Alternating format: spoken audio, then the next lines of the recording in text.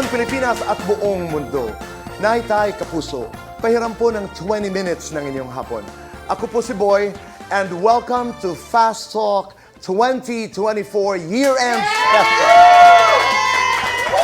Sa lahat ng kasama ho natin sa Facebook at YouTube, sa lahat ng nakikinig po sa Dizzy Double B, welcome to your program. Bago natin salubungin po ang 2025 mamayang gabi, samahan niyo po ako na balikan ang mga pinag-usapang issue, kontrobersiya at eskandalo sa showbiz ngayong taon. Simulan natin sa aking panayam sa tatlong babae na pinag-usapan sa unang bahagi ng taon. A woman who fights for love. A woman who fights for her life and children. And a woman who fights for her chance to be a mother. Narito po ang kanilang mga kwento. Pagsubok. So I really thought that I was gonna have a baby at the time. Pag-ibig. Well, I've always known I am resilient, but I didn't know I am this resilient. At pagbangon. No, I refuse to die. Ang mga kwentong tumatak sa unang bahagi ng 2024. February 6. Una kong ibinalita dito sa programa ang hiwalayan ni na Dominic Roque at Bea Alonzo. As we talk today, yes, hiwalay po si Dominic at saka si Bea.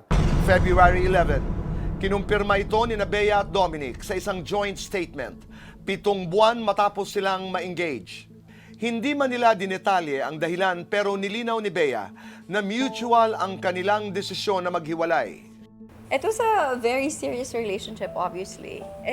You know, we didn't take the decision lightly. It was Okay. it was a process. It was a long process, and If you were to close this chapter of your life, I'm grateful. I'm grateful to all the beautiful memories and even the not so beautiful memories because it made me stronger. It made me who I am right now. Valentine's Day, kaniyang kaarawan. Nagpaunlak naman ng unang exclusive interview si Chris Aquino para idetalye ang lagay ng kaniyang kalusugan. Unfortunately, meron akong panglima na autoimmune condition na naghe-hello ngayon. I stand a very strong chance of having cardiac arrest. As in, pwedeng in my sleep or kung ano man ang ginagawa ko, pwedeng tumigil na lang ang pagtibok ng puso.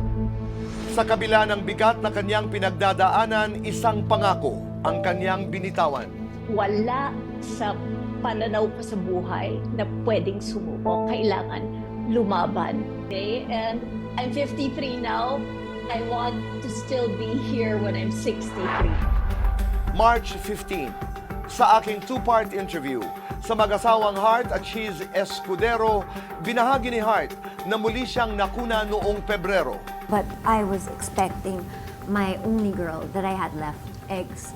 So at that time, I thought I was gonna make it, but she didn't. So that one is a bit hard for me because, my God, hirap. So yeah, I actually named her. And what was the name? I named her Sophia Hart. So I was very excited to have her. If it's not now, if it's not this, may mas maganda pa nakaplano. Hintayin lang namin yun. Tatlong kwento ng katatagan, tatlong kwento ng pag-asa. Ito ang kwento ng tatlong babaeng puno ng lakas para lumaban. Maraming salamat, Chris, Bea, Hart, and what a privilege it was to have been given a chance to do interviews with three beautiful, powerful, inspiring women. Ang tumatak sa isipan ko doon sa pag-uusap namin ni Bea, siyempre yung sinabi niyang, alam kong resilient ako, but hindi ko alam na ganito ako ka-resilient. Leksyon para sa atin. May mga pagkakataon na pag may pinagdadaanan ho tayo, tinatawaran ho natin ang ating kakayahan. Hindi ko kaya. Only for us to discover na pagkatapos po nung challenge na yon, madalas sinasabi ho natin, how did I survive that? Hindsight is always 20/20 vision. Kung alam lamang natin kung anong mangyayari, di ba? Ang dami nating maiiwasan. But yes, we are stronger than what we think we are. Doon kay Heart Evangelista, yung Heart is always a pleasure to talk to. Parang pag pumapasok sa room, parang hindi ka pwedeng hindi ngumiti. That vibe, that joy is infectious. Pero inspiring yung sinabi ni Senator Cheese Escudero, our Senate President, na kung hindi man mangyari ngayon, referring to the baby, we will wait in God's time. Kasi napaka-hopeful. With Chris, amazing woman. In that interview, siyempre nanggaling po ako dun sa aking pagdalaw sa Amerika, kung saan halos hindi ako makapagsalita dahil first time ko po nakita after many years, nag-uusap lamang kami sa telepono. But when I did that interview with Chris and when she said, I am not going to die, that didn't surprise me. That has been Chris. Because hindi lamang para sa sarili niya, and she's been very open about it. I want to live for my kids. I want to live for Kuya. I want to live for Bimb. So, first quarter pa lamang po ng 2024, nais na nating, pag binabalikan natin, nais ko pong magpasalamat. Maraming salamat, Chris, Heart, Bea, sa inyong pagtitiwala sa aming munting programa. Pumunta naman tayo sa mga pinag-usapang interviews sa second quarter ng 2024. That was a memorable time for us dahil on Mother's Day noong May, we launched our 6-episode monthly special na My Mother, My Story. Malapit sa aming puso yan.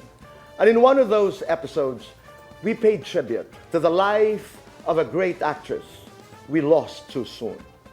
Balikan natin ang kwentong ito at iba pang mga kwento. Narito po.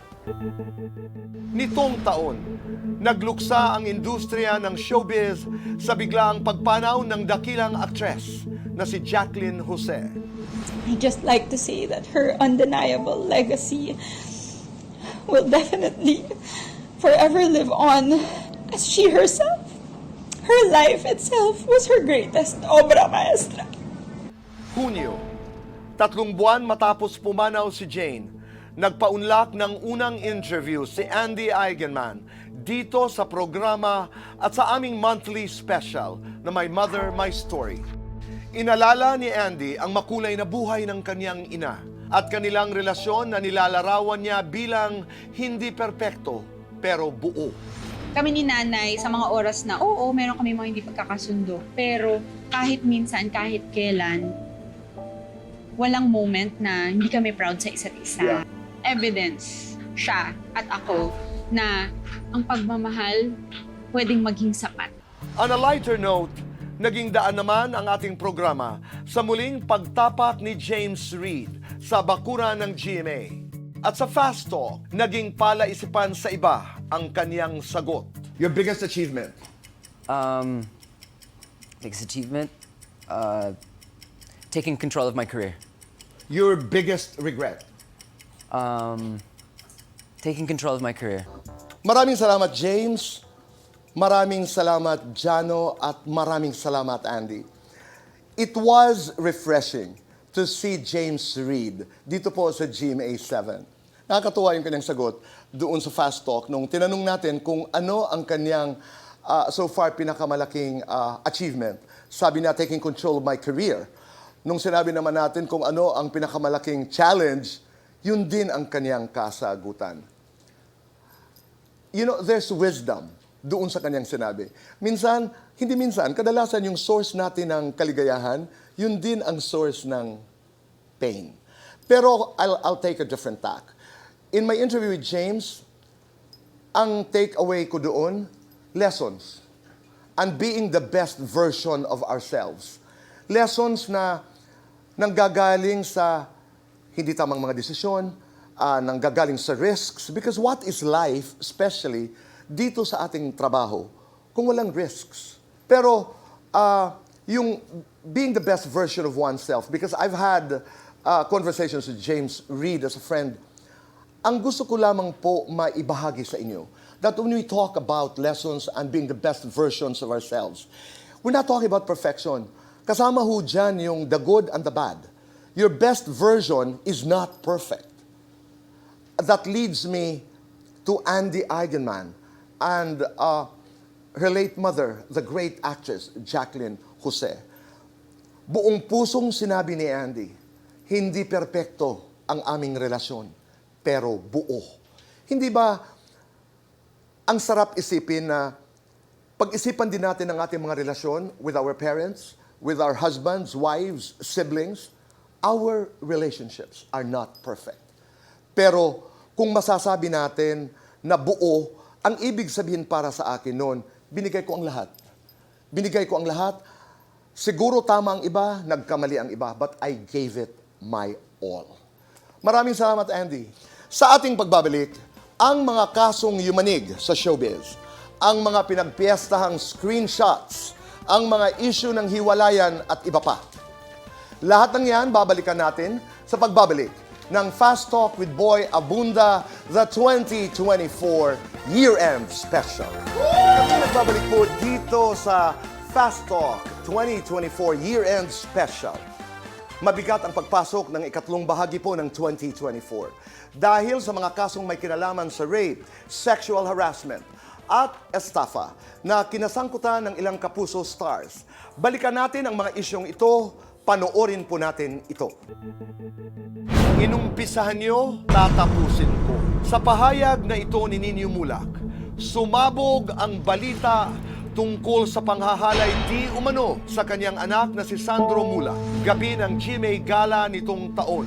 Aligasyon ni Sandro, pinainom umano siya ng droga bago hinalay ng GMA writers na sina Jojo Nones at Richard Cruz sa loob ng kanilang hotel room noong July 21. Nakikita mo na nagkakwento sa iyo kung ano yung nangyari sa kanya na hindi niya mahawakan yung telepono niya, nanginginig, tapos umiiyak siya. Pakasakit para sa tatay. Umabot sa Senado ang pagdinig sa kaso. At dito, mariing tinanggi ni na Jojo at Richard ang mga akusasyon ni Sandro. Hindi po kami gumawa ng kahit anong sexual harassment or abuse laban kay Sandro Mulak. Kaya po naming mapatunayan sa piskalya o korte na wala kaming kasalanan. Kay Sandro, wala kaming ginawang masama sa iyo at alam mo yan sa puso mo. Handa kang magpatawad. Pwede naman yung patawad, di ba? Madali yun eh. Pero kailangan nila pagbayaran yung ginawa nila sa batas. Kasong act of lasciviousness naman ang sinampa ni Rita Daniela laban kay Archie Alemania. Reklamo ni Rita, sa pilitan di umano siyang hinalikan at hinawakan ni Archie at sinabihan ng mga malalaswang salita sa Thanksgiving party na inorganisa ni Bea Alonzo noong September. Dininay ito ni Archie sa kanyang counter affidavit na sinumite sa korte noong December 10. Noong Hulyo, tinuldukan din ni Nadia Montenegro ang matagal ng bulong-bulungan na may anak sila ni Baron Geisler. Does Baron Geisler have a child with you? Yes. Sophia is turning 18 on August. Everybody's feasting on something that I did 17 years ago. I don't even want to call it a mistake, Tito Boy. Sophia is one of the most beautiful girl you can ever meet, Tito Boy. Agosto, kasabay ng pagbubunyi ng buong bayan sa pagkapanalo ni Carlos Yulo ng 2 gold medal sa Paris Olympics. Pinagpiestahan din ang issue sa pagitan nila ng kanyang inang si Angelica Yulo. Kung genuine po talaga kayo, maraming salamat po. Ina-acknowledge ko po yung pagka-congratulate niyo sa akin.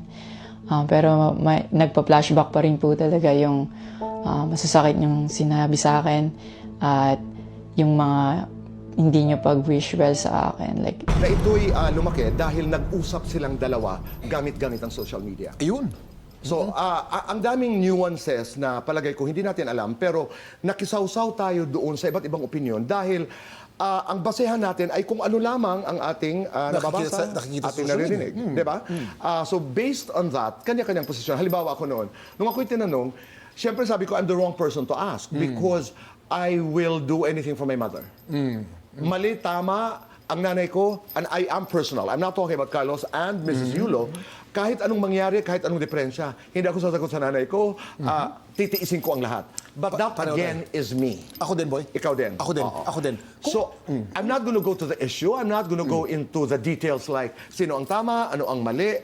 Para sa akin, pagka-problema ng magulang, lalo na nanay ha, nanay at saka anak, the question is, hindi sino ba ang tama sa ating dalawa, lalo na pag hindi na nagkakaintindihan at pareho na may points, di ba?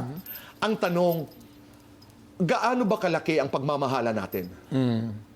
You know, because love, I think, between parents and children should always be bigger than any problem. September, unang umugong ang balita na nagtatago di umano si Ken Chan dahil sa kasong syndicated estafa. Binasag ni Ken ang kanyang katahimikan sa pamamagitan ng isang pahayag noong November 14. Giit niya, wala umano siyang niloko at kaya raw nalugi ang kanyang negosyo ay dahil na rin sa ilang business partners na nais umano siyang pabagsakin. May mga nagsasabi na sobrang ingay ho daw talaga ng showbiz. Totoo naman. What is show business without the glam, the glitz, and the controversies? Pero may mga pagkakataon na ang reaksyon mo ay tama na. Ito yung quarter ng taon ng 2024 na nagdasal ako na sana'y huwag na masyado. Pero nangyari ang mga nangyari. When I did my interview with Nino Mula, father of Sandro, dito po sa Fast Talk, among other things, nakita natin ang isang amang gagawin ang lahat para sa kanyang anak. And then, yung kaso naman ni Rita at saka ni Archie, my wish ay sana'y justice be served. Pakiusap ko, let's not be too quick to judge. Kahit sino sa kanila. Kasi how much do we really know about these cases? Anong detalye ba talaga ang alam natin? At gaano kasapat ang mga detalyeng ito para tayo'y manghusga? Pagdating naman kay Nadia Montenegro, it took a while before Nadia set the record straight. But thank you for trusting us with your story. Sabi nga niya, this is my story. And no one has the right to tell my story but me. Tama naman siya doon. But there's another technicality about truth. Importante na malaman natin na ang katotohanan must be based on facts. Kaya yung prudence, yung caution na aking ipinapakiusap. Kasi hindi pwede ang katotohanan base lamang doon sa bias mo. Ang katotohanan ay hindi pwedeng base lamang doon sa iyong pinaniniwalaan dahil nasabi na isang taong malapit sa iyo. Para sa akin, ang katotohanan dapat nakabase sa facts. Kasi yun ang hindi nababago. Kiken, tatanggapin ko po na hindi maliwanag sa amin, sa akin personal ang kwento. Nag-aantay tayo ng kaliwanagan, nailabas po yung mga news reports, nag-issue ng statement si Ken. But personally, I wanna know more. Ayokong magmadali doon sa aking opinyon dahil kulang ang detalye na aking alam. Ang sobra naman ng information, lalo na sa social media, ay itong kontrobersiya na may kinalaman kay Carlos Yulo, ang ating gold medalist. 2 golds po ang kanyang napanalunan sa Paris Olympics at ang kanyang ina na si Angelica Yulo. Pero habang nangyayari ito, people were saying, siya ang tama, siya ang mali. At para sa akin, hindi po yun ang issue. Sana, sabi ko, mapunta ang usapan doon sa, do they have enough love for each other to forgive one another? Mas malaki ba ang kanilang pagmamahalan sa isa't isa? Na kaya nilang patawarin, na kaya nilang intindihin ang isa't isa. That is not just a question for Carlos and his mother. It is also my question to mothers, fathers, and their children. Tanong para sa ating lahat. And finally, sa huling bahagi po ng taon, screenshots ang pinakamalaking issue na pinag-usapan sa showbiz. Hindi rin malilimutan ang aking madamdaming panayam kay Ay de las Alas kung saan inamin niyang hiniwalayan siya ni Gerald, ang kanyang asawa, sa text. Yan at ilan pang issue ang ating babalikan ngayon. Panoorin po natin ito. November 11, sa mismong araw ng kanyang kaarawan, ginulat ni Ay de las Alas ang lahat nang binunyag niya dito sa programa na hiwalay na sila ng kanyang asawang si Gerald Sibayan. October 14, na nag-chat siya. Sinabi niya na gusto niyang magkaanak and hindi na siya happy. Ano ba itong nangyayari? Parang, ito na ba yun? Pero actually kasi, Ama, nung nagpakasal naman talaga ako kay Gerald, nire-ready ko naman yung sarili ko. Pero ang pinakamasakit, ayon kay Ay, lahat ginawa niya. Lahat sinubukan niya para magkaanak sila. I really tried my best kasi meron kaming in vitro. Meron pa kami isang embryo eh. Sabi ko sa kanya, pag nagkapera kami, surprise ko sana siya na ilalagay ko yung baby para meron kami. Kinumpirma rin ni Trevor Magallanes na hiwalay na sila ng asawang si Rufa May Quinto. Unang umugong ang balitang ito nang nilabas ni Trevor ang screenshots ng kanilang pagtatalo ni Rufa May sa text. Screenshots din ang dahilan kaya sumabog ang balitang panloloko di umano ni Anthony Jennings sa kanyang ex-girlfriend na si Jam Villanueva. Sa statement ni Maris Racal, giniit niyang pinaniwala umano siya ni Anthony na hiwalay na sila ni Jam. May isa lang sabit sa akin, may isang butas lang doon sa statement. Meron kayong exchange ng text messages ni Anthony na delete tayo. So, to say that you didn't have any knowledge that they were still together, medyo question ko. Laman din ng balita ang pagkadawit ni Rufa May at Neri Naig sa investment scam. Depensa ng dalawa, endorsers lamang sila ng kumpanyang sinampahan ng kaso at wala silang niloko. I am alarmed as a member of this industry and as a manager.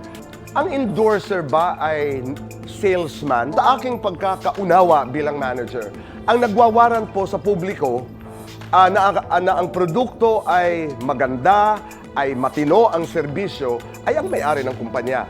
Sa bawat issue at sa bawat kontrobersiya, mahalaga na maunawaan natin ang katotohanan bago tayo maghusga. Kaya ngayong 2025, naway ating laging tatandaan, higit na mahalaga ang kabutihan para sa isa't isa. My interview with Ay was probably one of the most difficult interviews na ginawa ko po. Hindi lamang dito sa Fast Talk, but in my career. Napakahirap po pag malapit sa iyong puso ang mga taong involved. Masakit yung hiwalayan ka sa pamamagitan ng text, lalo na sa mga bata. You don't have to be a Gen Z, you don't have to be a millennial, you don't have to be a boomer to understand what respect is all about. Importante na nakikipag-usap po tayo. Importante po na hindi nalilimutan na ang pinanggalingan mong relasyon ay binuo dahil sa pagmamahal.